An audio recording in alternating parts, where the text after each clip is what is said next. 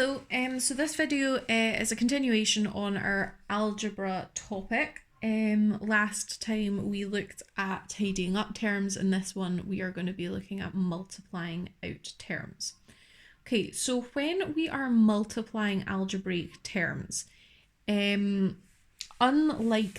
when we are tidying them up, the two terms do not need to be like terms. Okay, so we will come to that when we do some examples. So example 1, if I had 4x times x, okay, now it's important for us to know what 4x actually means. 4x means 4 times x. Okay, so what this is actually saying is 4 times x times x. Okay, that's why we do our x's like that, so that we don't get them mixed up with multiplying signs. So now we have 4 times x times x. Okay, so we know that 4 times x we would just write as 4x, but x times x, if we have something multiplied by itself 2 times, we write that as to the power of 2, okay, because it's been multiplied by itself twice. Okay, so this is 4x squared. Okay, same if we had 3y times y. Okay, 3y just means 3 times y, then times y. Okay, and this is just going to be 3y squared because it's 3 then times y by itself twice, so to the power of 2. Okay, if we had, let's say 2r times s, okay, now we're going to write that out the same way, okay, because 2r is just 2 times r and then times s. Now in this case, all we actually need to do is just write it out like that, okay? Because in algebra, when you write things beside each other, what that means is they are being multiplied together. Okay, so 2 times r times s, you can just rewrite as 2rs. Now, I get some questions about, does it matter what order these letters go in? Usually we write them in alphabetical order, okay? So R comes before S, so we usually write it like that. It doesn't mathematically matter because obviously like 2 times 3 is the same as 3 times 2, so R times S is the same as S times R, but generally we write them in alphabetical order, so just keep that in mind. And our last wee example of this one, if we had 8w multiplied by 2w, okay, what this would be 8 times w times 2 times w. Please multiply the numbers together first, okay, just like normal. Okay, so you would just do 8 times 2, which is 16, and then you do w times w, which is w squared. Okay, so if you ever have two numbers within your terms, multiply them first. Okay, so that is multiplying terms. Next thing we are going to be looking at is multiplying out brackets. Now, we did look at this in the revision chapter, and some of you were grand with it, okay, but it is just spending a little bit more time on it because it does come up a lot and it is really, really important.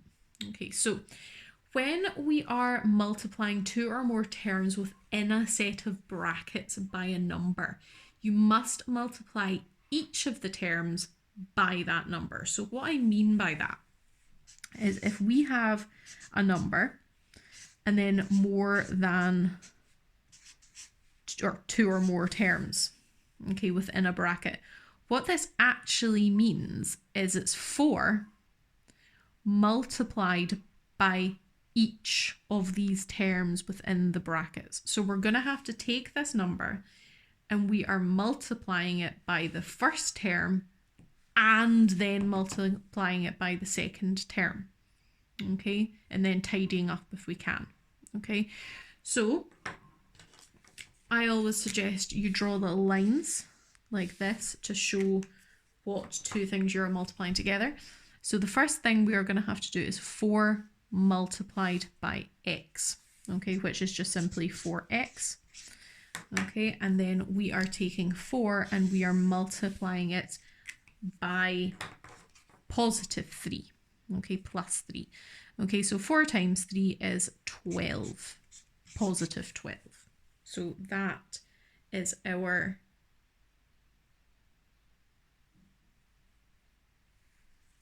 final answer. Okay, sorry, I went quiet there. Just seen a mistake in the textbook. Yeah, so that is our final answer there. When you have brackets in algebra, and the brackets are right beside another number or another letter, that means that the stuff inside the bracket is being multiplied. Okay, so let's try another one. So a little bit harder. Okay, it might not look a little bit harder, but there is a takeaway, and people don't like takeaways. Okay, so again, we are multiplying this 3 by each term in the bracket. So we're multiplying 3 by x, which again is just 3x, and then we are multiplying 3 by negative 2. Okay, so if you are not comfortable again with negatives, I will link you a sheet, a help sheet or something like that on the classroom post. If you're multiplying a positive by a negative, you get a negative. So 3 times 2 is 6, but it's going to be negative 6. So it's going to be take away 6. Okay, we'll try another one. Okay, so if I had 5, then brackets 2a plus 4. Again, you're going to multiply the 5 by 2a. Okay, so this is kind of similar to the questions that we were doing above. Okay, you multiply the numbers first, so 5 times 2 is just 10, and then it's going to be a.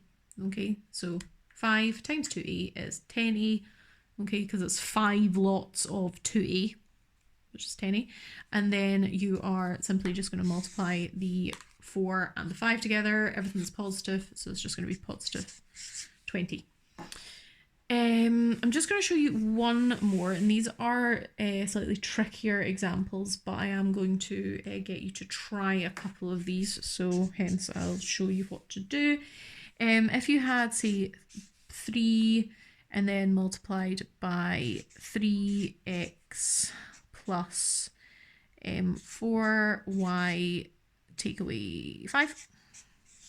Okay, so obviously there are 3 things in this bracket, but it's exactly the same thing you do.